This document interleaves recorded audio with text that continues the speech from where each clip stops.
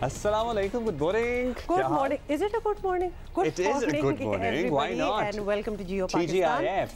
बिल्कुल बहुत TGIF है, लेकिन TGIF की वो जो एक ट्रेडिशनल एक्साइटमेंट होती है ना हमें कि जी आज फ्राइडे और वीकेंड स्टार्ट हो रहा है, ये तो बहुत ही हैपनिंग मैं क्या कहती हूँ, आज भी कल भी दिन रहा, आज भी होगा और definitely the coming few days as well. Coming few days or a coming few weeks or maybe a coming few months. ये जो सवाल है ना कि few days होते हैं, few months होते हैं या few weeks होते हैं, यही तो सवाल है. यही तो सवाल है. इसी का जो जवाब सब तलाश करने की कोशिश कर रहे हैं. अब इमरान खान साहब तो आज मुल्तान में जलसा करके बता देंगे कि उनका क्या प्लान है, लेकिन अगर कोई नहीं बता पा रहा तो वजीर आजम शहबाज शरीफ नहीं बता पा रहे कि उनका प्लान क्या है. और उनका प्लान ना बताए जाने की वजह से मुल्क की मईशत भी सफ़र कर रही है, अवाम भी सफ़र कर रहे हैं और उनकी अपनी सियासत भी सफ़र कर रही है. तो उनको ज़रा जल्दी बता देना चाहिए. देखिए, एक तो कहते हैं ना कि डिसीजन लेना बड़ा मुश्किल होता है और हो जाए तो आगे बात चल पड़ती है. मतलब जो ख़तरनाक सिचुएशन डिसीजंस ना लेने से पैदा होते हैं, मेरा ख्याल है कि वो हम अपने सामने इस वक्त देख भी रहे हैं. बिकॉज अब मैं ये चाह रहा हूँ कि शहबाज शरीफ साहब के लिए एक जो व्हाट्सएप का नया फीचर है ना,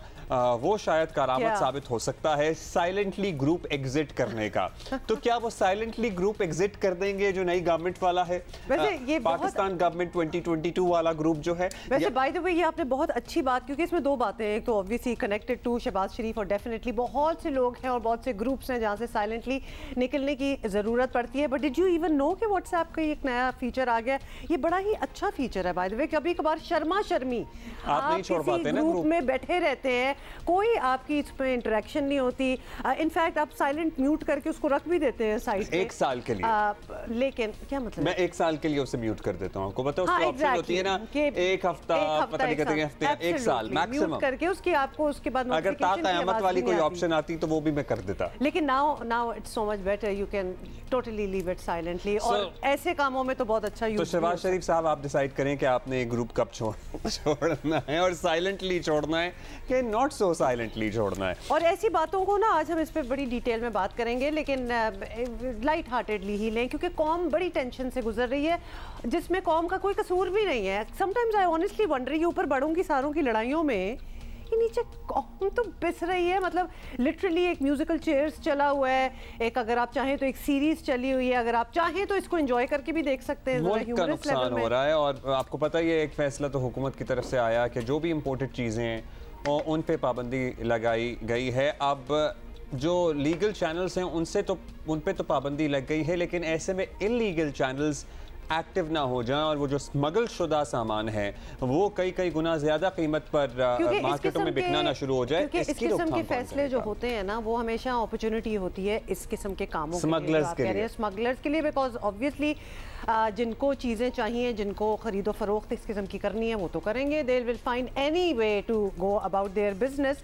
तो वो एलिमेंट बहुत ज़्यादा राइज कर जाता है. बट एनीवे बहुत सी बातें करनी है. जिस तरह कि आपने बताया कि मुल्तान जलसा है आज खान साहब का, तो उसमें वो शायद आज अनाउंस कर दें कि उन्होंने कब वो अपनी लॉन्ग मार्च का सिलसिला जो है वो आगाज़ करना, शायद ना करें.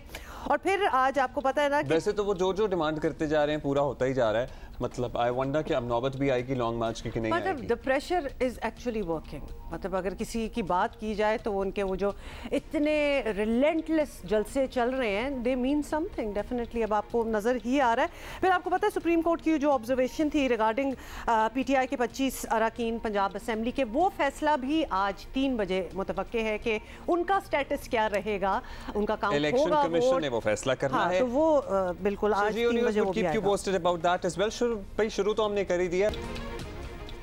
अच्छा जी, सो शहरोज से हम मुलाकात करेंगे. He is just in his, he is 21, I guess 22. And we have spoken to him at different, you know, उनकी एज वैसे 18 साल की कम. 15 में भी हमने देखा हुआ इंटरव्यू. हाँ, तो हम वो हमारे शो का काफ़ी परमानेंट फीचर भी हैं, बिकॉज माशाल्लाह क्या उनकी अचीवमेंट्स, और मज़ा आता है उनके साथ बात करके. होमा, आपको पता ही है कि हमारे यहाँ कितनी एनिमोसिटी है, कितनी मतलब सियासी इख्तिलाफ अब दुश्मनियों की शक्ल इख्तियार कर चुका है. हर शख्स एक दूसरे पर जहर उगलता हुआ नजर आ रहा है. बाज़ लीडरान मुल्क से बाहर जाते हैं तो भी अपने सियासी हरीफों के खिलाफ जहर उगलते हैं, इवन ऑन इंटरनेशनल फोरम्स उनको बुरा भला कहते हैं। लेकिन कल एक बड़ी अच्छी ये जो हमने रिवायत, आई होप ये रिवायत ही बन जाए जो हम होते हुए देखें, जो कि बिलावल भुट्टो जरदारी की तरफ से आई है। और एक प्रेस कॉन्फ्रेंस में आपको पता है कि इस वक्त वो यूनाइटेड नेशंस को भी वहाँ भी उनका दौरा था, न्यूयॉर्क में उनका एक इंटरव्यू भी हमने देखा।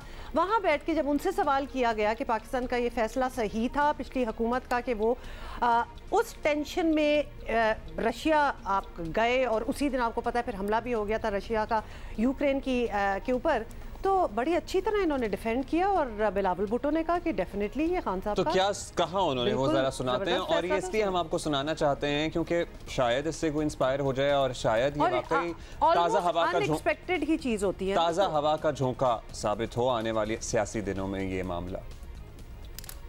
I would absolutely defend the former Prime Minister of Pakistan. Pakistan's Prime Minister conducted that trip as part of his foreign policy. There's no way we could have possibly known that would have been the time to start that the current conflict would start, and I believe it is very unfair to punish Pakistan for such an innocent action. अच्छा ये इन्होंने इस तरह से खुलकर, जैसे कहते हैं ना ढके छुपे अल्फाज में नहीं, खुलकर इमरान खान की हुकूमत और इमरान खान के फैसलों की हिमायत की, उनको डिफेंड किया। और उन्होंने कहा किसी सूरत भी हमें पता नहीं हो सकता था कि हम जिस दिन जाएंगे उस दिन जो है वो रशिया यूक्रेन पर हमला कर देगा और इसके नताइज पाकिस्तान को नहीं भुगतने चाहिए, बिकॉज पाकिस्तान इस सारे मामले में कसूरवार नहीं है। और पाकिस्तान की फ़ॉरेन पॉलिसी के ऐन मुताबिक साबिक वज़ीर आज़म ने रशिया का दौरा किया था। और अब आप ये सोचिए, सिर्फ अपने आप से सवाल कीजिए, अपने आप से सवाल कीजिए कि अगर कोई भी और सियासी रहनुमा होता, फॉर इंस्टेंस पर्टिकुलरली द सियासी रहनुमा इन क्वेश्चन जिनकी बात हो रही है, और उनसे इस किस्म की कोई भी बात की जाती तो वो क्या जवाब देते? मतलब we can take a wild guess और नो पॉइंट्स फॉर गेसिंग भी कहा जा सकता है कि वो क्या इसका किस तरह वो ऐसी चीज़ को हैंडल करते। Having said that kudos to Bilawal Zardari for saying what he did. देखें, घर की लड़ाई घर तक ही अच्छी है और बेशक लड़ते रहें, लेकिन बाहर जाके कोई बात करे तो फिर मेरा ख्याल है कि सारे यूनाइटेड हो जाते हैं और डिफेंड करना एब्सोल्युटली बनता है। बाहर जाकर इंटरनेशनल फोरम्स पर हम बहुत बुरे हो सकते हैं, हम करप्ट भी हैं, हमारे यहाँ जुर्म का तनासुब भी ज़्यादा है, लेकिन इंटरनेशनल फोरम्स पर इंटरनेशनल कम्युनिटी, इंटरनेशनल लीडरान के सामने इस बात का चर्चा करना कि जनाब हम सब चोर हैं, हम सब करप्ट हैं, तो वो फिर आपको सिंगल आउट नहीं करते, वो पूरी कौम को पूरी कौम को उसी नज़र से देखते हैं। तो खुदा दा वास्ता है, ये अपनी ज़्याती सियासत चमकाने के लिए पूरी कौम को इस तरह से इंटरनेशनल फोरम्स पर बदनाम किसी को नहीं करना चाहिए। और जो अच्छे एग्जांपल्स हमारे सियासतदान कभी कभार कर देते हैं ना, अच्छी चीज़ें भी, तो उनको डेफिनेटली सराहना चाहिए। बट एनीवे जी, coming to the topic at hand right now, ये तो हम आपको एक round up of what has been happening बता रहे थे। अब आपको बताएं कि जी ना मुकदमे ख़त्म होंगे और ना अफसरान की तब्दीली हो सकती है। सुप्रीम कोर्ट के इस बड़े वाज़े हुक्म के बाद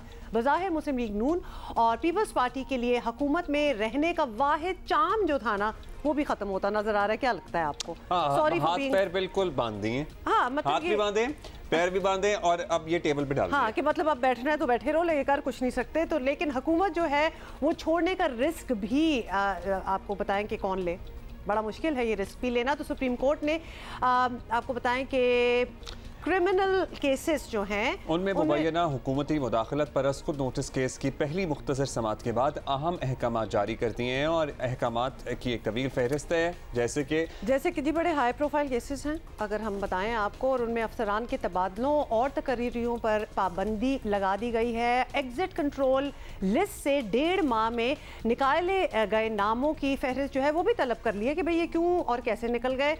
और FIA और NAB को किसी के भी खिलाफ मुकदमा वापस लेने से रोक दिया गया है। तहरीक इंसाफ ने इसका भरपूर खैर मकदम भी किया है, करना ही था। सुनिए। चीफ जस्टिस उमर अता बंदयाल साहब की ज़ेर निगरानी जो 5 रुकनी बेंच है, उसने जो अहकामात जारी किए हैं मैं समझता हूँ बहुत खुशाइन है। उनमें उन्होंने ये कहा है कि जो तफ्तीशी अफसर हैं शहबाज शरीफ और दूसरे मुकदमात में उनको तब्दील ना किया जाए। नैब और FIA को नोटिस दे दिया गया है कि जो तब्दीलियाँ की गई हैं वो कैसे और किस प्रोसेस के तहत की गई हैं। रिकॉर्ड को सील करने का हुक्म दे दिया गया है। और एक और अहम बात जो आज चीफ जस्टिस साहब ने की है वो जजेस को तंबीह की है कि वो अपने मामलात जो हैं उनको शफाफ अंदाज से लेके चलें। ये वो सारे इक़दाम हैं जिससे अवाम का एतमाद अदलिया के ऊपर जो है वो बढ़ेगा।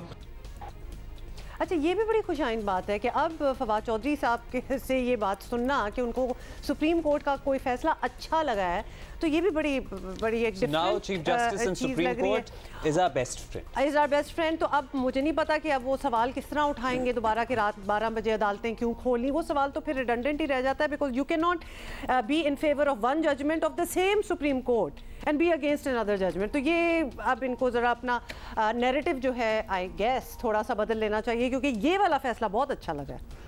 हाँ, इस समाअत से पहले आपको बता दें कि हुकूमत की जानिब से इस पर रद्द-ए-अमल आ चुका था, लेकिन इस हुक्मनामे के बाद तो एक बार फिर वही सवाल इस्लामाबाद में गर्दिश कर रहा है कि क्या सख्त फैसले करके सियासी नुकसान भी बर्दाश्त करें और उसके बाद इलेक्शन में जाएं या हुकूमत छोड़कर इलेक्शन की तरफ ही चले जाएं। मुस्लिम लीग नून की मरियम नवाज का नुक्ता नज़र काफ़ी दिनों से काफ़ी वाज़ेह है, सुनिए वो क्या कहती रही हैं। मुझे एक आवाज़ हो के बताना, इमरान खान की हुई तबाही बर्बादी का टोकरा मुस्लिम लीग नून को अपने सर रखने की जरूरत है। हुकूमत में रहना चाहिए या हुकूमत छोड़ देनी चाहिए। मैं आपके साथ हूं।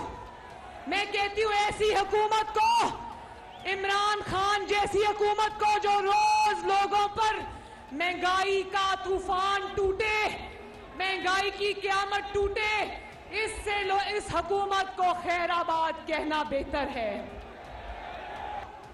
मेरे पाकिस्तानियों, मुझे एक बात बताओ, नवाज शरीफ अगर आपकी खातिर हुकूमत छोड़ता है तो फिर आइंदा 5 साल उसको मुल्क को दुरुस्त करने के लिए 2/3 मेजॉरिटी दोगे? 2/3 मेजॉरिटी का तो नहीं पता, लेकिन ये वाज़ेह है कि मुस्लिम लीग नून के सिवा हुकूमती इत्तेहाद में शामिल दीगर जमातें जो हैं वो फ़िलहाल इलेक्शन के हक़ में वैसे नहीं हैं, और पाकिस्तान पीपल्स पार्टी समझती है कि इलेक्शन किसी मसले का हल नहीं है, लेकिन ये भी तस्लीम करती है कि इस माहौल में हुकूमत चलाना भी आसान काम नहीं है। अभी अगर ये कहा जाए कि न पोस्टिंग की जाएगी न ट्रांसफ़र की जाएगी, हाथ पांव बांध के कहेंगे हुकूमत करो, फैसले करो, कैसे होंगे ये? इस तरीके से तो मुल्क नहीं चलेगा। केयर टेकर तो इजराइल श्रीलंका बना देगा इस मुल्क को। इलेक्शन अगर आप हैफेजट में करवाएंगे वो इलेक्शन और ख़तरनाक हो जाएंगे। हुकूमत का हतमी फैसला क्या है ये तो शहबाज शरीफ को ही बताना पड़ेगा, जो हुकूमती दावे के मुताबिक बहुत जल्द अवाम को एतमाद में लेने वाले हैं। वैसे ये कब होगा एतमाद में लेने का सिलसिला शुरू? अब तक तो उन्हें कम से कम 5 दफ़ा कौम से टेलीविज़न पे आके खिताब कर लेना चाहिए था। अपने प्रेडिसेसर से कुछ सीखें। You know these things work and it has actually worked for Imran Khan साहब, so he should learn social media management और ये तमाम चीज़ें। नहीं तो सोशल मीडिया मैनेजमेंट तो हेड मरियम नवाज करती हैं। मेरा ख्याल है कि उस पर भी पाकिस्तान तहरीक इंसाफ इन तमाम जमातों को मिलाकर बहुत आगे है। वो बात भी हकीकत है कि उनके यहाँ फेक न्यूज़, फेक अकाउंट्स और ये सारा बहुत ज़्यादा प्रेवलेंट है, लेकिन उसके बावजूद भी you know they have a clear strategy about how to take things forward. और शहबाज शरीफ साहब को अब तक कम से कम मुतअद्दिद मरतबा ऐसे 1.5 महीना हो गया है, तो 4 दफ़ा तो आना ही चाहिए था, हर हफ्ते में एक दफ़ा। मतलब 1-2 बार बस जो भी कर रहे हैं बताएं आके, these things work. Imran Khan साहब का देखिए अब जो प्रेशर है वो इसी तरह बरकरार रहता है, और उस प्रेशर के नतीजे में क्या फ़ैसले होते हैं। वैसे ये प्रेशर बरकरार क्या, ये तो बढ़ता जा रहा है अपेरेंटली। मैं आप सबको वो दिन बताऊंगा जिस दिन मेरी सारी कौम ने इस्लामाबाद पहुंचना है। तक हमें साफ और शफाफ इलेक्शन की डेट नहीं मिलेगी। इस्लामाबाद में ये अवाम का समुद्र नहीं जाने लगा जब तक डेट नहीं मिलेगी। अच्छा, डेट तो मिल जाएगी, अब वो साफ शफाफ कैसे होंगे वो कौन तय करेगा? और अगर वो तब तय होता है जब जिसके हक में फैसला आता है और जिसके हक में नहीं आता तो तब फैसला होता है। ये अच्छा जी, हम ज़रा राब्ता करेंगे, दो पर्सपेक्टिव हम शामिल करेंगे। एक सोहेल बड़ाइच साहब ज़रा फ़ोन उठा लें प्लीज़। और हम आपका वेट कर रहे हैं, कल आपने हमसे वादा किया था। इतनी देर में मीनवाइल हमें इरशाद भट्टी साहब ने ज्वाइन किया है, सो उनको ज़रा शामिल कर लेते हैं जितनी देर में बड़ाइच साहब हमें ज्वाइन करते हैं। दोनों तरह के पर्सपेक्टिव हो जाएंगे। अच्छा जी, इरशाद भट्टी साहब बहुत बहुत शुक्रिया, गुड मॉर्निंग, क्या हाल है आपका? अच्छा जी, ना मुकदमा ख़त्म हो सकते हैं, अब हम आपको दोबारा से एक वो प्रेसी दे दें, और ना तफ्तीशी अफसरान की तब्दीली मुमकिन है। ये बड़े इंपॉर्टेंट पॉइंट्स जो हैं जो रेज़ किए गए हैं। सुप्रीम कोर्ट ने बिल्कुल वाजे कर दिया है कि हुकूमत में मौजूद जमातें जो हैं अस खुद रिलीफ हासिल करने की कोई कोशिश नहीं कर सकती हैं, एंड बेटर नॉट ट्राई, ये भी उन्होंने कह दिया। तो फिर हुकूमत में रहने का क्या फ़ायदा है? मतलब क्या फिर क्यों सारे बैठे रहे? सिर्फ मुश्किल माशी फैसलों का बोझ ही लेंगे या आगे इन्होंने कुछ करना भी है? तो क्या ख्याल है कि क्या होने वाला है? इसका मतलब आपके सवाल से मुझे यही निकाला गया है कि ये जो पूरा टोला पीडीएम मुलजमों और मुजरमों का टोला जो आया था, इसका मतलब फिर यही था हाल बचाओ माल बचाओ खाल बचाओ। यानी ये जो कहते थे हम अरस्तू हैं, हम बुकरात हैं, हम अफलातून हैं, हम हकीम लुकमान हैं, हम इस मुल्क के मसाइल का हल हैं, हम बाबाए मईशत हैं, हम इस मुल्क को चांद पर पहुंचाने वाले हैं। तो इसका मतलब है वो तो फिर इनका इशू नहीं था। मुश्किल फ़ैसले कर लेना तो इनका इशू नहीं था। इनका इशू था हाल बचाओ माल बचाओ खाल बचाओ, मतलब केस ख़त्म करना। अगर ये मकसद था तो इसमें तो फिर नाकामी हो गई, तो अब घर चले जाएं, goodbye tata bye bye कह के। अगर ये मकसद नहीं था और इमरान खान को हटा कर अब ये जो हवन्नक बने फिर रहे हैं, कभी कोई लंदन जाई जा रहा है, कोई कराची आई जा रहा है, कोई इजलास सजाई जा रहा है, कोई डिनर उड़ाई जा रहा है, कोई सर के साथ सर जोड़ के तो पता नहीं क्या क्या किए जा रहा है।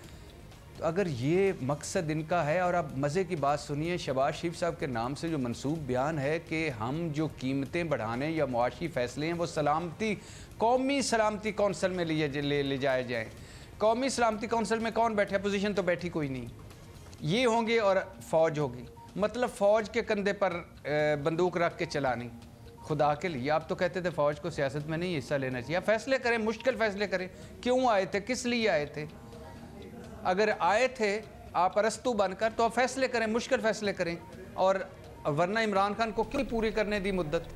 अच्छा भट्टी साहब, सुप्रीम कोर्ट की जानिब से इस हुक्म पर तहरीक इंसाफ तो बहुत खुश है सर्टनली, और खैर मकतब भी कर रही है, मगर अपने दौर में ख़ुद ये लोग ऐसे मामलात को अदलिया की इंतज़ामी मुदाखलत कहते थे, इंतज़ामी मामलात में मुदाखलत कहते थे। तो हैरानी नहीं होती कि तहरीक इंसाफ जैसी जमात, इमरान खान जैसा लीडर भी, वैसे हैरानी क्यों होनी चाहिए? उनके भी वैसे दोहरे मयारी हैं, डबल स्टैंडर्ड्स।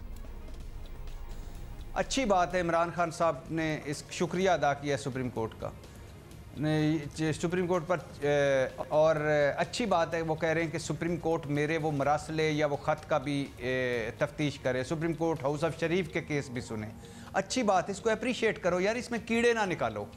कोई अगर एक सियासतदान आ जाता है मुड़ के वापस आ जाता है किसी इदारे पर एतमाद का जिक्र करता है तो उसे करने दो यार, बाकी सारे भी करो। ये सुप्रीम कोर्ट, ये फ़ौज, ये इदारे हमारे हैं, ये मुल्क हमारा है, जो ये अब आगे बढ़ो।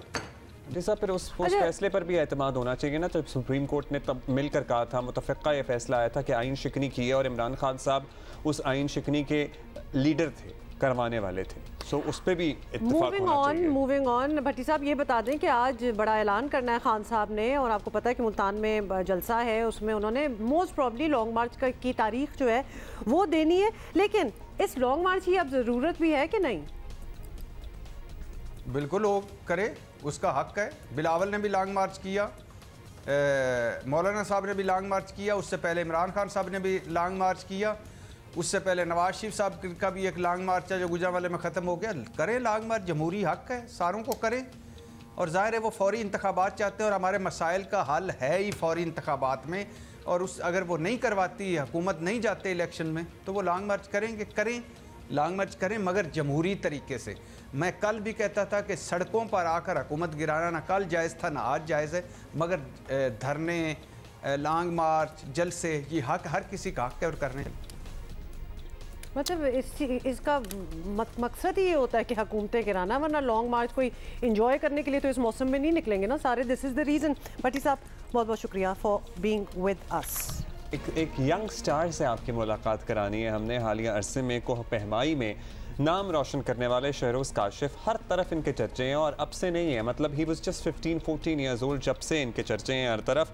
और शुरू में तो हमें हैरानी होती थी कि कैसे इतनी छोटी उम्र में इनके पेरेंट्स ने पर्टिकुलरली बड़ी हिम्मत होती है वालिदैन की भी कि बच्चे का एक शौक है लेकिन उसको सपोर्ट भी करना उस तरह बताते हैं क्यों, क्योंकि ये बच्चा जब 15 साल का था ना, अब तो खैर ये याद है आपको बचपन में उससे भी छोटी उम्र की बता रहे थे कहानी, जब ये मतलब डिसीजन इन्होंने पहले ही ले ली थी। शोग्रान गए थे 9 साल की उम्र में और इन्होंने अम्मी अब्बू कहा था अम्मी मुझे पहाड़ सर करना है और इन्होंने भेज दिया था। और फिर उन्होंने अम्मी अब्बू ने कहा, मतलब आई गेस बच्चों की एक कन्विक्शन होती है, बट बड़े स्ट्रॉन्ग पेरेंट्स भी थे। 2015 में 13 साल की उम्र में थे जब के कुछ स्टेटमेंट्स हम आपको सुनाना चाहते हैं। तो अगर बच्चा ये सोच रहा हो ना तो वो यहाँ तक पहुँच जाता है जहाँ वो आज है। We are on the top of Mangliksa 6050 meters. एक डेस्टिनेशन रखते हैं अपनी कि हमने यहाँ पे जाना है, और फिर अगर हम ये दिमाग में लेके रखते हैं कि अल्लाह का नाम लेके निकलते हैं तो इसमें डरने की तो कोई बात नहीं है। इस बार इंशाल्लाह मैं 7000 मीटर्स की पीक करूँगा। फिर K2 और माउंट एवरेस्ट को, मतलब कि वो मैंने हर हालत में K2 माउंट एवरेस्ट मैंने करना है। अब बताएं, मतलब कि कोई शक होगा जब 13 साल का बच्चा मतलब 6000 से ऊपर पीक्स को ऑलरेडी सर कर रहा है तो उसने तो पहुंचना ही था ना फिर। मतलब और माशाल्लाह उस वक्त के जो इरादे थे इनमें से ज़्यादातर चीज़ें पूरी हो चुकी हैं। हाल ही में शहरोज़ ने नेपाल में 8516 मीटर बुलंद चोटी लाहौदसे पर सब्ज़ लाली परचम लहराया है। नेपाल की तरफ से इन्होंने क्लाइम किया। वैसे इंडिया की भी ये बुलंद तरीन चोटी है और इंडिया की तरफ से सर की इजाज़त नहीं है, इसलिए नेपाल की साइड से इन्होंने क्लाइम किया। इससे पहले Shehroze Broad Peak, Mount Everest, Manaslu, Kanchenjunga और K2 भी सर कर चुके हैं और उन्होंने K2 और कंचनजोंगा सर करने वाले कम उम्र तरीन को पहमा होने का एजाज़ भी हासिल किया और वंस अगेन आज भी वो हमारे मेहमान हैं। Thank you so much for joining us. और बड़ा टाइम आपने निकाला है बिकॉज हमें पता है कि आपको ट्रैक करना, ट्रेस करना भी बड़ा मुश्किल है। आप किसी ना किसी पहाड़ पे चढ़े होते हैं, तो ये बताइएगा कि आपने इतनी कम उम्र में K2, एवरेस्ट ये सब कुछ सर कर ली थी और इसके बाद जो है वो कोई और बड़ा पहाड़ हम सोच रहे थे कुछ रह गया है जिसको आपने अभी सर करना है, तो क्या सोचा है कि क्या कर रहे हैं आप आजकल? नहीं, ऐसा बिल्कुल भी नहीं है। हर पीक का अपना एक स्टाइल होता है, अपना एक मूड होता है, अपना एक वेदर होता है, अपनी टेक्निकलिटीज होती हैं। कंचनजंगा की मैं बात करूं तो मैंने इतनी मुश्किल चोटी कभी सर नहीं किया, हालांकि तीसरी बुलंद तरीन चोटी है। मैंने एवरेस्ट भी किया, मैंने दुनिया की सबसे मुश्किल तरीन चोटी K2 भी सर की है, लेकिन कंचनजंगा मुझे ज़्यादा डिफिकल्ट लगी है। तो हर माउंटेन की अपनी टेक्निकलिटीज होती हैं। अच्छा, टेक्निकलिटीज़ का आप तस्करा कर रहे हैं। बाय द वे आप काठमांडू में इस वक्त भी मौजूद हैं, so once again thank you for being with us from there. Kanchenjunga को सर करने में, जिसका नाम नहीं हमसे लिया जा रहा, उसको आपने सर ही कर लिया है। क्या टेक्निकल मुश्किलात का आपको, आप कह रहे हैं सबसे डिफ़िकल्ट आपको अब तक लगी है, तो क्या मौसम की ख़राबी के बायस मुश्किलात पेश आई या टेक्निकल इशूज़ थे या फैसिलिटीज़ का फुकदान था? प्लीज़ हमें ज़रा कुछ बताइए, शेयर करें। सबसे पहली बात तो कंचनजंगा इज अ मैसिव। उसका जो समिट है उस पे मुझे कैंप 4 से, लाइक हम पहले कैंप 1 बेस कैंप पे जाते हैं, बेस कैंप से कैंप 1, कैंप 2, कैंप 3, कैंप 4 और कैंप 4 के बाद समिट आता है। तो कैंप 4 और समिट का ये पार्ट होता है लाइक, और वहाँ से कैंप 4 से मुझे 20 घंटे लगातार चल के समिट पे जाना पड़ा। 20 आवर्स मैंने क्लाइम किया और उसके बाद नीचे आना अलग। नीचे कैंप 4 पे, कैंप 4 टू समिट बता रहा हूँ सिर्फ कि 20 घंटा लगा उस पे। ऊपर से स्नो इतनी ज्यादा थी, हमारे पास जो थे वो रोप का मसला था, वेट करना पड़ रहा था, ठंड बहुत ज्यादा थी, एक्सट्रीम वेदर कंडीशन था, ऊपर से बिल्कुल रिमोट एरिया, हमें बिल्कुल एक साइड पे जाना पड़ता है। तो ये एक बहुत मसले वाली बात है। अच्छा शहरोज़, हम साथ साथ अपनी बिग स्क्रीन पे आपकी तस्वीरें भी देख रहे हैं और बिल्कुल वो वाला उस बच्चे की बात याद आ गई ना। पीछे तो देखो, तो पीछे तो मतलब कि आसमान है और बादल है से भी ऊपर। इतना मतलब इतने समिट सर करने के बाद आप काफ़ी तजुर्बाकार, तो डेफिनेटली आपको देख के, आपसे बातें करके पता चल जाता है किन हालात का सामना करना पड़ता है आपको इतने ऊंचे पहाड़ों पर। और हर बार हालात क्या डिफरेंट होते हैं या फिर आप एक्सपेक्ट कर रहे होते हैं क्योंकि पिछली बार ऐसा हुआ था तो लाइकलीहुड अब भी होगा? देखिए, हर डिफिकल्टी आपके लिए जो है ना वो बिल्कुल नहीं होती है। माउंटेन के ऊपर आपने कभी भी किसी डिफिकल्टी का सामना पहले किया हुआ है, तो आप जब वो दोबारा आती है ना तो आपकी बॉडी उसके लिए बिल्कुल प्रिपेयर नहीं होती है। पता है, हम साथ साथ विजुअल्स जब देख रहे हैं ना और आपसे बात कर रहे हैं तो मैं वहीं पे सर घूम रहा है थोड़ा सा मतलब उन विजुअल्स में हमसे नीचे और पीछे नहीं देखा जा रहा। Because we are thinking and you know लोग जो ये करते रहते होंगे उनको भी पता होगा, आपको भी पता होगा शहरोज कि by the time you literally reach the top, तो जिस चीज पे आप खड़े हैं वो भी लगता है कि स्टेबल नहीं है, क्योंकि वो तो बिल्कुल आइस और वो तो स्नो है उसके नीचे। पता अच्छा, नहीं अब माशाल्लाह आपने इतना कुछ कर लिया है, आगे के प्लान्स अगर वैसे क्या ही आपसे पूछें, लेकिन कुछ शेयर करें, क्या कुछ करने का इरादा है इतना सब कुछ अचीव करने के बाद? देखिए, पहली बात तो ये है कि पैदा होना मेरे हाथ में नहीं था। अगर मेरे हाथ में होता तो मैं आज से 200 साल पहले पैदा होता। क्यों? बस मैं काइंड ऑफ ओल्ड स्कूल गाय, मुझे पुरानी चीजें ज्यादा पसंद है और मैं उन चीजों को जो है वो आई थिंक ज्यादा पसंद करता हूँ। What is next on your list now? Creativity को ज्यादा पसंद करता हूँ। लाइक आज से 100 साल पहले का आर्किटेक्ट देख लें आप और आज का देख लें तो जमीन आसमान का फर्क है। माजी से निकलेंगे तो आगे जाएंगे, ये कहते 200 साल पहले। अब बता दें आगे क्या करना है। लेकिन हाँ एग्जैक्टली लिटरली कुछ प्लान बताएं ना, क्योंकि आपको नहीं पता, हम आपको फॉलो कर रहे होते हैं। We would like to know and keep a record कि आप कहाँ पहुंचे। नहीं, दुनिया में 14,000-8,000 मीटर के पहाड़ है, मैंने भी 6 किए हैं सिर्फ। अभी मैं एक हफ्ते बाद या 2-3 दिन बाद शायद निकल जाऊं 5th हाईएस्ट पीक के लिए, जो मेरा प्रोजेक्ट है 4-5 एंड प्रोजेक्ट 3-4-5। उसमें मैंने 3 को कंप्लीट किया, 4 को कंप्लीट किया, अब 5 रहता है, तो इंशाल्लाह 5 को कंप्लीट करूंगा। आहिस्ता आहिस्ता जो है वो मैंने दुनिया की सारी बुलंद तरीन चोटियां समेट कर सारी करनी है, तो इसके लिए आपने कोई टाइमलाइन भी सेट की हुई है? माशाल्लाह इतनी छोटी उम्र में आप इतना सब कुछ कर चुके हैं कि आपने कोई है टारगेट के 1-2 साल में या 3 साल में आपने सब कुछ कर लेना है?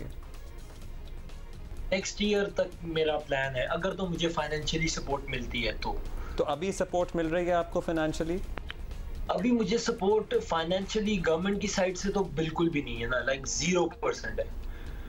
और बाकी जो प्राइवेट सेक्टर्स हैं 70% प्राइवेट सेक्टर्स ने भी डिनाई कर दिया था इस प्रोजेक्ट को कि हम इसको सपोर्ट नहीं करेंगे नेक्स्ट टाइम। और क्या रीजन क्या देते हैं? आई डोंट नो, रीजन नहीं देते कभी भी ना, मैं पूछता हूँ। मतलब रीजन यही देते होंगे क्योंकि वो इतने बिजी हैं अपने और कामों में कि कोई काम के काम को तो सपोर्ट करना नहीं है। मतलब ये बड़ी सैड बात है, और ये किसी यंग शख्स का, एम्बिशियस शख्स का कोई इरादा नहीं है कि जी हम करने जा रहे हैं। जो करके दिखा चुका हो, बार बार करके दिखा चुका हो, तो उसको तो सपोर्ट मिलनी चाहिए। खैर एनीवे, शहरोज़ ये भी बता दें, हम आपकी जो तस्वीरें देख रहे हैं, क्यूरियोसिटी है, जल्दी से वो हमें बता दें कि आप जा रहे होते हैं, आपकी एक्सटेंडेड टीम है जो आपके साथ हमेशा होती है, या हर बार एक नई टीम आप लेके चलते हैं? आपके साथी कौन है? प्लानिंग के अंदर तो सिर्फ मैं और मेरा शेरपा होता है, मेरा डिसीजन होता है, साथ मेरी टीम होती है द कराकरम क्लब, जो कि पाकिस्तान में बैठ के सब कुछ देख रही होती है और वो ईच एंड एवरीथिंग मुझे गाइड कर रहे होते हैं, साथ साथ वेदर रिपोर्ट्स भेज रहे होते हैं, सब कुछ कर रहे होते हैं। तो आई थिंक सो कि ये टीम वर्क किया है कि कुछ लोग पाकिस्तान में बैठ के भी जो है वो सारी रात जाग के मेरे लिए जो है वो वेदर रिपोर्ट्स भेजते हैं, गाइड करते हैं। लेकिन as when you are climbing तो वो तो एज अ ग्रुप ही होता होगा। और मेरा शेरपा होता है उसके अंदर सिर्फ, और भी लोग होते हैं लेकिन we don't climb together actually. हर बंदे का अपना अपना होता है कि यार किसने कब निकलना है, किसने कब निकलना है, वेदर रिपोर्ट्स, क्योंकि हर बंदे की लाइफ उसके अपने हाथों में होती है, किसी के डिसीजन पे हम नहीं चल सकते। बहुत ही जबरदस्त, एक दफा फिर जीते रहिए और you know thank you so much for being with अस। आप हमें हमेशा हमारे लिए टाइम निकालते हैं और आपको ट्रैक करना भी बड़ा वैसे मुश्किल होता है, but we would like to always wish you well. अच्छा पता है क्या, मैं हैरान हूँ कि इनको फाइनेंशियल सपोर्ट नहीं मिल रही। सरकारी सतह पे तो छोड़ ही दें, हमें किसी से क्या उम्मीद करनी चाहिए। खिलाड़ी सब लोग आ गए, सब देख लिया, ये खेल ही है ना। सर्टनली माउंटेन क्लाइंबिंग, इसको भी इस लड़के को जिसको देख के दुनिया हैरान हो जाती है कि look at his age and his achievements, उसको भी अगर हम सपोर्ट नहीं कर पा रहे तो पता नहीं किसको सपोर्ट करेंगे। लेकिन ये जो प्राइवेट सेक्टर वाले हैं, ये जो फॉर इंस्टेंस बहुत सारी एनर्जी ड्रिंक्स हैं जिनके फजूल इश्तिहार चल रहे होते हैं स्टंट्स के साथ, जो अदाकारों और मॉडलों से करा रहे होते हैं, this is your guy, this is the real thing. और दूसरा फिर वो जब हमारी बहुत सी तकरीरें होती हैं ना जिनमें कहा जाता है कि जी हम अपने स्पोर्ट्स पर्सन को, जब कोई छोटी सी अचीवमेंट या बड़ी सी अचीवमेंट किसी की हो जाए तो एक रेटरिक आ जाती है कि हम सपोर्ट करेंगे, ये हमारा यूथ है। करते कुछ नहीं है एंड में, तो ये हमें बड़ी तकलीफ दे बात लगती है। Shehroze, thank you so much for being with us. But ये इनके एक्चुअल रियल लाइफ स्टंट्स देख रहा हूँ, और वो जो एनर्जी ड्रिंक्स के इश्तेहारों में आ रहे होते हैं वो देख रहा हूँ। मतलब ये लड़का है भाई जिसको आपको लेना है, आप क्यों अदाकारों के पीछे पड़े हुए हैं? जो आर्टिस्ट अदाकार वो जो स्टंट्स कर रहे होते हैं, एवरीबडी नोज वो नहीं कर सकते। मतलब वो उसको आप डॉक्टर बना दें तो आज वो डॉक्टर बन जाएंगे, आज उनको कोई स्टंटमैन बना दें। Please pick the real deal, कोई कमी नहीं है हमारे पास लोगों की। इसकी तो आप एक्चुअल फुटेज चलाएंगे ना तो वो भी चलेगी। मतलब ये एक्चुअल फुटेज जो हम देख रहे थे, आप अजीब से महसूस करते हैं लिटरली, जब टॉप पे लड़का पहुंचा हुआ था और वहाँ पे मतलब इतना सा एरिया था, इसी जगह में मतलब चल के कांट इवन इमेजिन। भाई we are looking forward to some great new talent. Lahore Qalandar के अभी जो ट्रायल्स हुए हैं ना, उसमें से भी हमारे स्टार्स निकलेंगे, लेकिन जो हमारे एग्जिस्टिंग सुपरस्टार्स हैं ना, वो बड़े हमें अच्छे लगते हैं और बड़े मजे का वो आपस में, तो हमें पता है कि उन लोगों की बड़ी अच्छी दोस्तियां, और इसीलिए माशाल्लाह हमारी टीम जो है ना बड़ी वेल ऑयल्ड और वेल जेल्ड है दीज डेज, पिछले 1 साल 2 सालों से।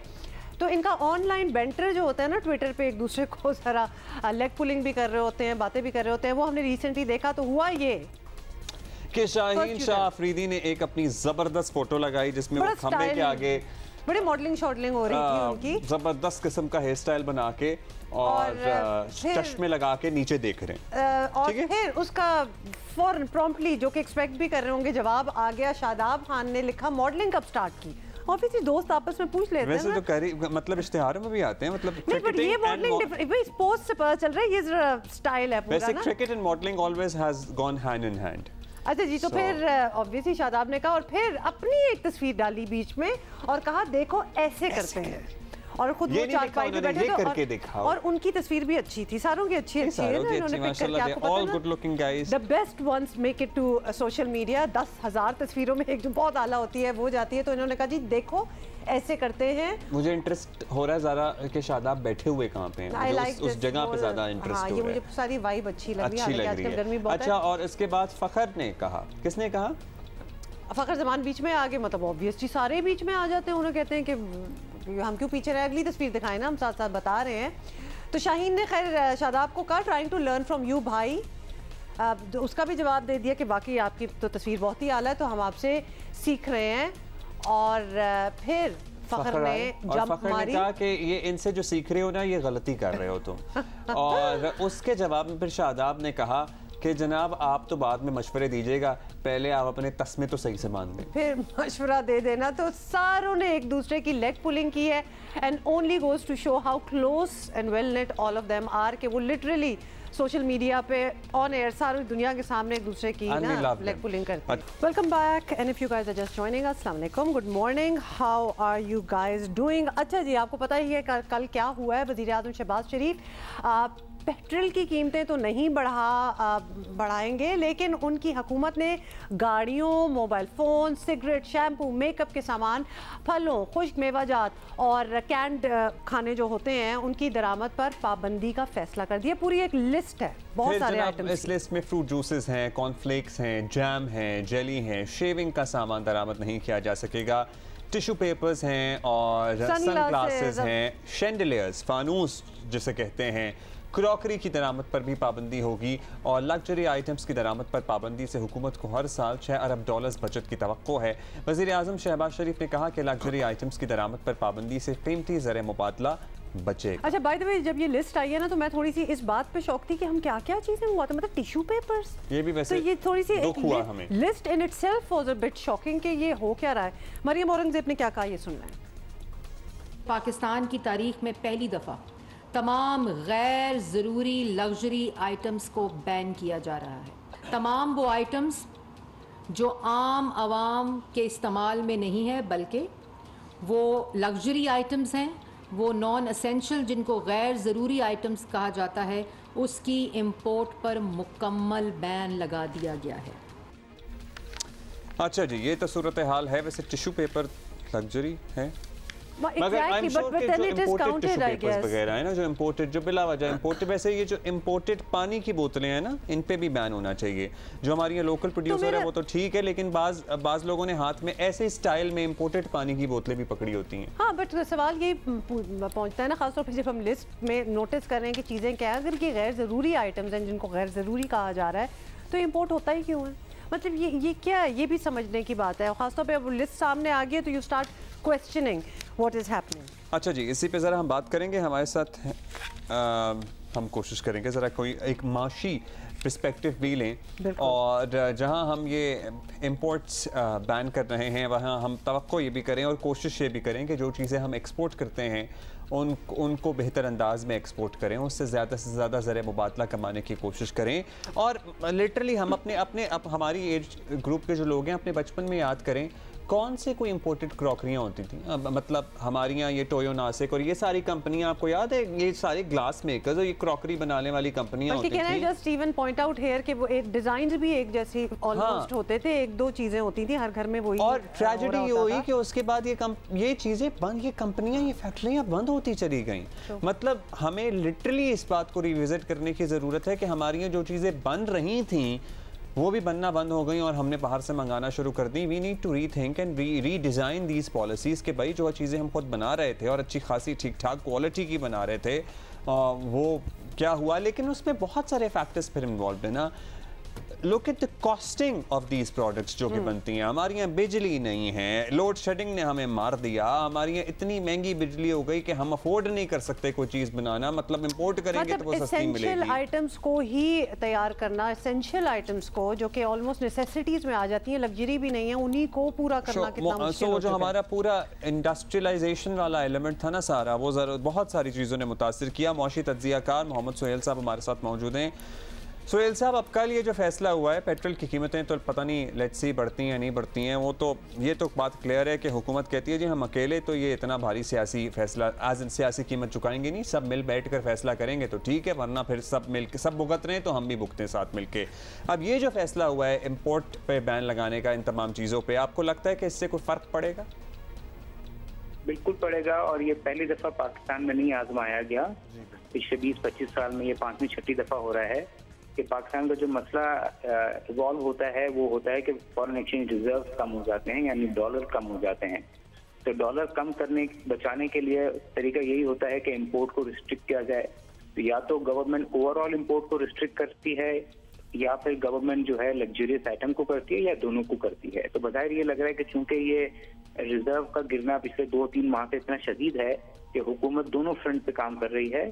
एक तो करेंसी को एडजस्ट करके ओवरऑल इंपोर्ट बिल को भी कम करने की कोशिश कर रही है, और लग्जरीज आइटम पे टैक्सेस लगाकर या उसको बैन करके वो जो महंगी अशिया है जिसकी जरूरत नहीं होती वो भी कर रही है। तो मेरे ख्याल में इन दोनों इकदाम से फर्क जरूर पड़ेगा फॉरेन एक्सचेंज रिजर्व पे। और जो आप कह रहे थे पेट्रोल की कीमत, उसका हमारा फिस्कल साइड से इशू है, वो भी एक इशू है, मगर बड़ा जो इशू है पाकिस्तान का वो आज की तारीख में डॉलर का है।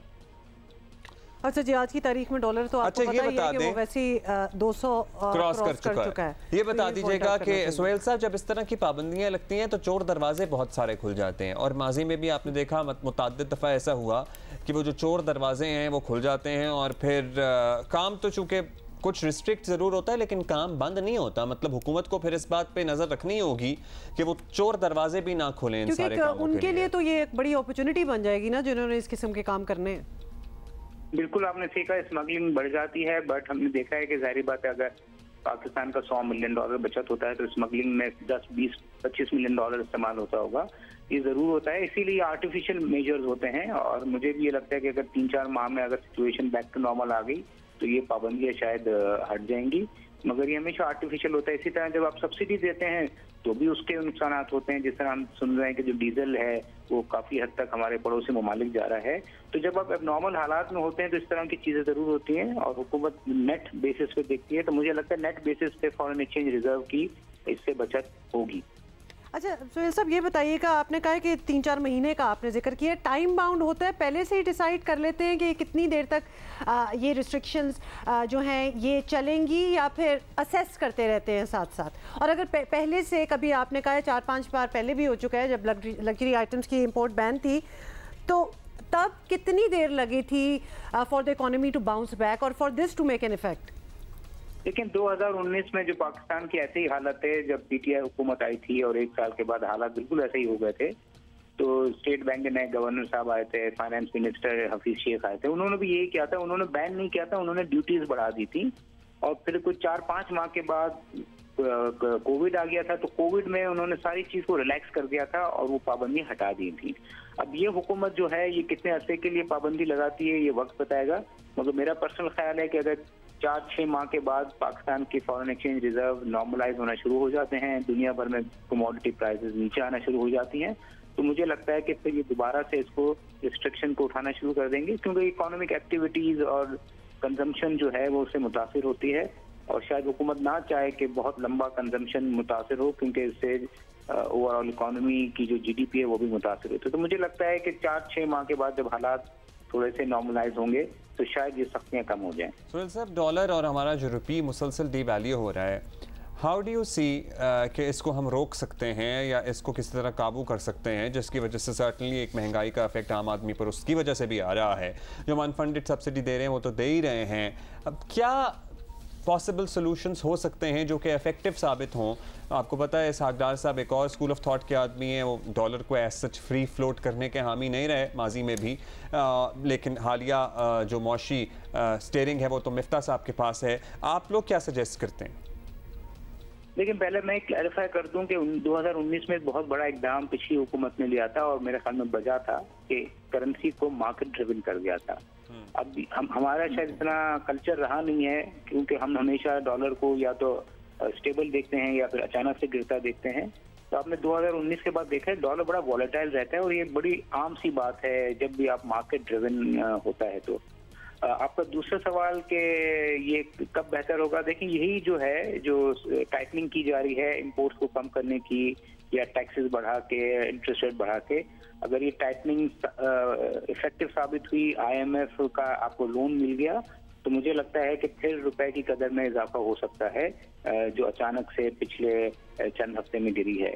और तीसरा आपने कहा इसहाकडार साहब का, देखें पाकिस्तान में जो भी सियासी नुक्ता नज़र हो, मगर जो इकोनॉमिक रिफॉर्म्स होते हैं, जो 1991 का फॉरेन एक्सचेंज रिजर्व का था, फिर इसके बाद हम WTO में गए और अभी मार्केट ड्रिवन एक्सचेंज रेट किया, तो उससे मुझे नहीं लगता सियासी जमातों के आने से या कोई सियासी लीडर के आने से या किसी स्पेसिफिक फाइनेंस मिनिस्टर के आने से कुछ चेंज हो। हमने देख लिया कि ये हुकूमत आई जब से बात हो रही थी कि शायद ये मार्केट ड्रिवन एक्सचेंज रेट खत्म कर दिया जाए, मगर वो खत्म नहीं किया गया, क्योंकि मुल्क के मफाद में यही है कि उसको मार्केट फोर्सेस पे छोड़ दिया जाए।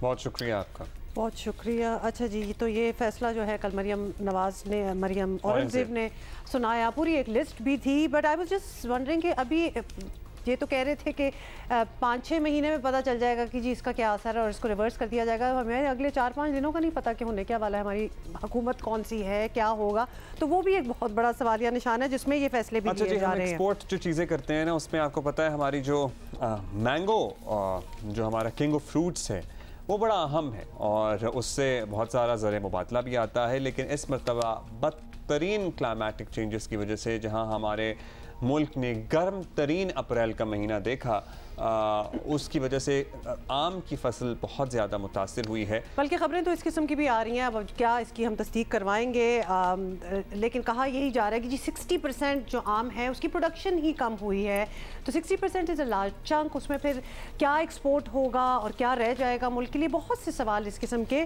उठे जा रहे हैं। और आपको पता है कि पाकिस्तानी वैसे आमों के मामले में बड़े सीरियस हैं, बड़े सेंसिटिव हैं, दीज रिक्वायर सम आंसर। इसी पे बात कर लेते हैं। वहीद अहमद साहब, chief patron fruit exporters association, हमारे साथ मौजूद हैं। वहीद साहब, welcome to Geo Pakistan. Sir, हम तो ज़रा टेंशन में आ गए हैं। एक तो ये ज़ाहिर टेंशन जो मौसमी हालात पूरे मुल्क को देखने पड़ रहे हैं उसकी वजह से हर एक की ज़िंदगी मुतासिर हुई है, और फिर ये कि आम की फसल बहुत ज़्यादा अफेक्ट हो रही है।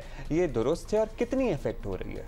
देखें जी, पाकिस्तान की जो क्रॉप है 18 लाख मिलियन मैट्रिक टन है, जो 29% सिंध का शेयर है, 1% KP का और 70% पंजाब का है।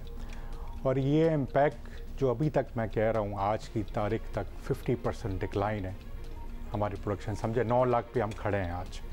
आज की बात कर रहा हूँ, मुझे नहीं पता अगले घंटों में क्या हो जाए। मौसम अगर तूफ़ान, आंधी, बारिशें आ जाती हैं तो वो भी एक नुकसान होता है। मैंने यही देखा है हमेशा मई, जून, जुलाई के अंदर ये चलता रहता आंधी तूफ़ान, खासकर पंजाब के अंदर, इसलिए कि सिंध का सीज़न तो जून के अंदर ख़त्म हो जाता है। तो इसकी जो रीज़न है जो प्रोडक्शन कम होने की, वो सिर्फ आम में नहीं हुई, आने वाली ग्रीन वेजिटेबल्स को भी आप ऐसे ही देखेंगे, शुगर केन को भी ऐसे ही देखेंगे।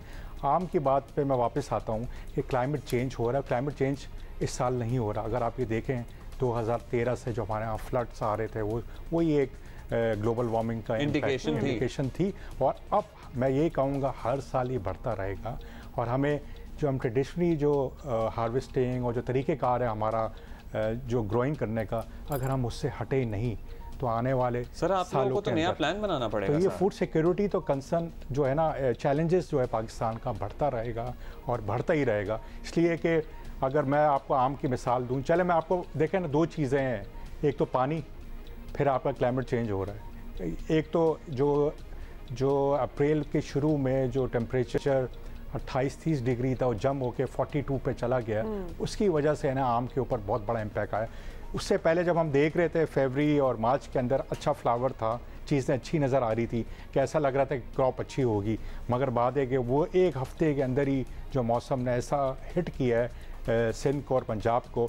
और पंजाब के अंदर एक और मसला है, सिंध के अंदर पानी का भी मसला है। फिर अगर मैं पंजाब की बात करता हूँ, वहाँ भी पानी का लोड शेडिंग हुई, डीजल बीच में शॉर्टेज हुआ, तो फिर आपके जो पानी का इंतज़ाम था वो सही नहीं हो सका।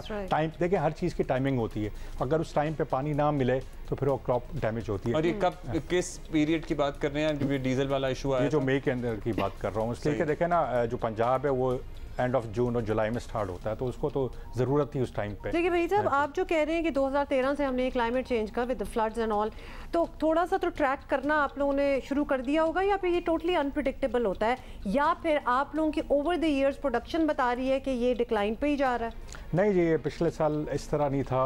मतलब कि पहली बार मैंने देखा हिस्ट्री में इतनी बड़ा डिक्लाइन आया मैंगो के अंदर। मगर मैं यही कह रहा हूँ कि आज आ गया है, शायद ये 2 साल बाद इससे भी बदतर आए, शायद अगले साल ना, शायद आ भी जाए। मैं प्रेडिक्ट नहीं कर सकता, मौसम को कुछ नहीं कह सकता, मगर 1 डिग्री जब बढ़ता है तो आपका एग्रीकल्चर डिक्लाइन होता है। अगर आप वर्ल्ड बैंक FAO की रिपोर्ट देखें 2015 से लेकर 2050 तक, कुछ मुल्क एग्रीकल्चर के अंदर प्लस है, कुछ मुल्क में कोई इम्पैक्ट नहीं आ रहा, कुछ मुल्क माइनस में।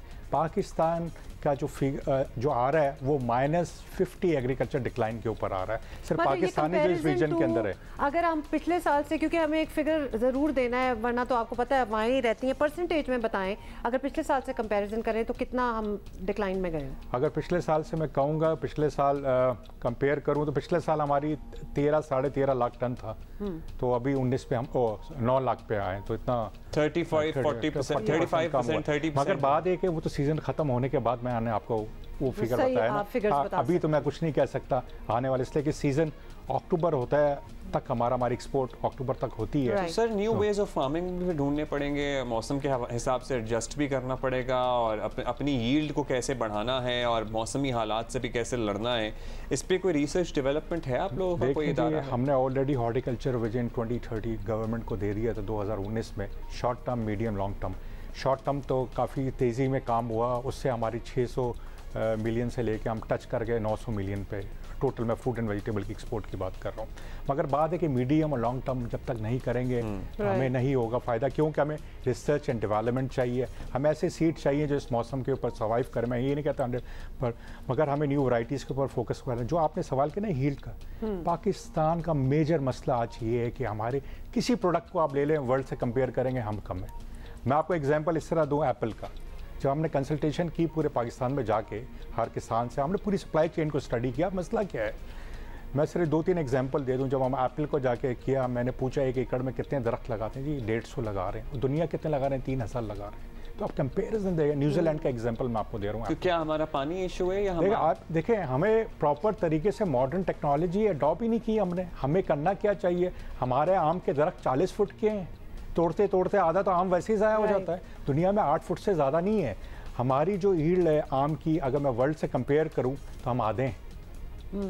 तो ये हमारे पास है। प्याज में भी हम लोगों को खुद नहीं करना है सब। देखिए हम कैसे करेंगे, तो 18 अमेंडमेंट के बाद सूबों की जिम्मेदारी गवर्नमेंट का काम है। हम तो उसे बता रहे हैं डायरेक्शन। हम एज अ एक्सपोर्ट को हम देखते हैं, हम कहते हैं जब तक फ्रूट बास्केट और वेजिटेबल बास्केट नहीं बढ़ेगी, एक्सपोर्ट कैसे बढ़ेगी। ठीक है, शॉर्ट टर्म पे तो हमने पम्प करके एक्सपोर्ट बढ़ा दी, मगर मुझे अपनी बास्केट बढ़ानी है फ्रूट एंड वेजिटेबल की।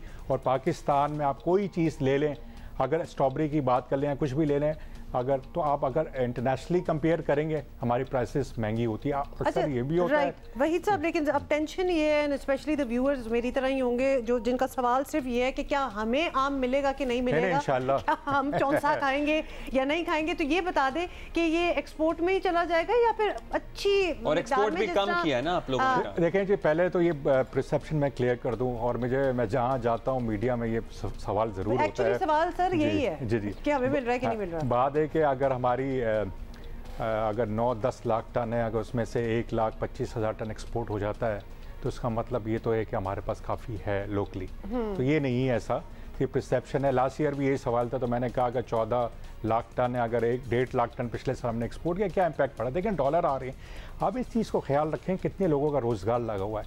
ये नहीं कि सिर्फ हम एक्सपोर्ट कर रहे हैं, इसके अंदर 3.5 लाख लोगों का रोज़गार लगा हुआ है। इसके अंदर कितने लोग डायरेक्ट इनडायरेक्ट ट्रांसपोर्टर, इसके अंदर जो लेबर आपकी आती है, इसके शिपिंग लाइन, एयरलाइंस, और इसके 3 तरीके से एक्सपोर्ट होता है, बाय एयर होता है, बाय सी होता है, बाय रोड होता है। तो ये सब चीज़ें हमें समझना चाहिए। ठीक है कि आज हम हमेशा जो है ना डॉलर लाने में हमारे मुल्क की एक्सपोर्ट हमेशा डिक्लाइन नहीं सर, सख्त फैसले हमें करने हैं। हमें ये मैं कहूँगा कि डॉलर चाहिए तो एक्सपोर्ट को बढ़ाएं। हाँ, जब आलू प्याज की बात आती है तो हम खुद ही अपने ऊपर सेल्फ बैन लगा देते हैं। हमने पिछले साल भी 2021 के अंदर प्याज की प्राइस से ऊपर जा रही थी। गवर्नमेंट को हमने कहा था कि हमने 15 दिन खुद अपने आप को लगाया कि हमें आवाम की। Thank you so much sir. Waheed sahab, chief patron fruit exporters association. चलें, अब ये हमें सर्टनली नए तरीकों पे सोचना पड़ेगा कि किस तरह हम अपनी फ्रूट एंड वेजिटेबल बास्केट को बढ़ा सकते हैं। बात वैसे बहुत अरसे से हो रही है, बिल्कुल अरसे से हो रही है, और अब कर ही लेना चाहिए, because it's now only going towards decline. Yasin Malik की अहलिया मिशाल मलिक साहिबा हमारे साथ मौजूद। मिशाल मलिक साहिबा, बहुत शुक्रिया आपने हमें ज्वाइन किया। यासीन मलिक को मुजरिम करार देकर भारतीय अदालत ने इंतहाई मुतासिब फैसला जो है वो दिया है और बता दिया कि वो भारत सरकार के एजेंडे के बिल्कुल ऐन मुताबिक ही चल रहे हैं। तो आपकी बात हुई यासीन साहब से और उनका मोरल कैसा है, कुछ इस बारे में बताएं, और क्या वो अपील वगैरह में जाने का इरादा रखते हैं? देखिए, इस वक्त तक तो कोई राब्ता नहीं है मेरा यासीन साहब से। 3 साल से ऊपर हो गया जब से उनको तिहाड़ जेल में रखा है, उससे पहले जम्मू जेल के अंदर 22 फरवरी के बाद 2019 के बाद एक दफ़ा भी हिंदुस्तान की खूनी सरकार ने ये बेसिक फंडामेंटल जो राइट है फैमिलीज़ का आपस में बातचीत हो, वीडियो कॉन्फ्रेंस हो, वो हमें अलाउ नहीं की। बहुत थोड़ा जो उनके टेलीग्राम्स कभी कभी आते हैं मेरी सास को, मेरी मदर इन लॉ को श्रीनगर के अंदर, तो उन्हीं के थ्रू इनकी वेल बीइंग पता चलती है कि वो ज़िंदा हैं। मतलब ये तो जीते जी बंदे को मार देने वाली बात है, क्योंकि फैमिली से भी टोटली कट ऑफ हो, गलत इल्ज़ाम, और फिर फैमिली से भी दूर कर दिया जाए। अच्छा, अब सर्टनली ये जो सारा मामला है ये नाइंसाफ़ी पर मबनी है और ये साफ नज़र आ रहा है। तो क्या आपका अपनाया अब हुकूमत पाकिस्तान या कोई आलमी फोरम पर आप किस तरह से इस मामले को उठाना चाहती हैं, और क्या आपका मुतालबा है हुकूमत पाकिस्तान से पर्टिकुलरली इस ज़मन में? देखें, जो यूनाइटेड नेशंस के मुताबिक भी और जो सिविल जिनीवा कन्वेंशंस हैं on the rights of prisoners, वो बेसिक फंडामेंटल राइट्स भी नहीं दिए जा रहे यासीन साहब को, और उनकी तरफ से जो भी जो यकतरफा फैसले किए जा रहे हैं और हमारी हक़ खुद इरादियत की तहरीक को दहशतगर्दी के साथ हर मुमकिन हिंदुस्तान कोशिश कर रहा है कि तहरीक को दबा दिया जाए, लीडर्स को मार दिया जाए, उनको हैंग कर दिया जाए या जहर दे दिया जाए, उनको जेलों के अंदर जो हालत इस वक्त यासीन साहब की है पहचानी नहीं जा रही। इतने कमज़ोर हो गए हैं, उनको इतने ज़्यादा हेल्थ के इश्यूज़ हैं, उन पर ओवर 30 ईयर्स जो हिंदुस्तान की आर्मी ने जो उनके पर जो उनकी सिक्योरिटी फोर्सेस ने कैदो बंद में जो टॉर्चर किया है, उसके बाद जिस हालत में उनको एक डेथ सेल में रखा, मैं अपील करती हूँ दुनिया से कि ख़ास तौर पे यासीन साहब की जान को बचाने के लिए इस वक्त हर मुमकिन आवाज़ उठाई जाए। वर्ल्ड बॉडीज़ से भी मैं अपील करती हूँ, मैं सबको लेटर्स भी लिख रही हूँ। यकीनन ये अपील तो हम अपने फोरम से भी के थ्रू भी करते रहते हैं। फाइनली ये बताइएगा मिशाल साहिबा कि यासीन मलिक और दीगर को कैद रखना, उन्हें सज़ाएं देना, इस तरीके कार का मकसद ऑब्वियसली कश्मीर की आज़ादी की लहर को दबाने के अलावा और कुछ भी नहीं है। तो क्या कश्मीरी, मतलब ये सवाल पूछते हुए भी अजीब लगता है, लेकिन आज बता दें कि क्या उनको फ़र्क पड़ता है इस चीज़ से? क्या वो खौफज़दा होते हैं और एम्बोल्डन एम्पावर हो जाते हैं? क्या इम्पैक्ट होता है?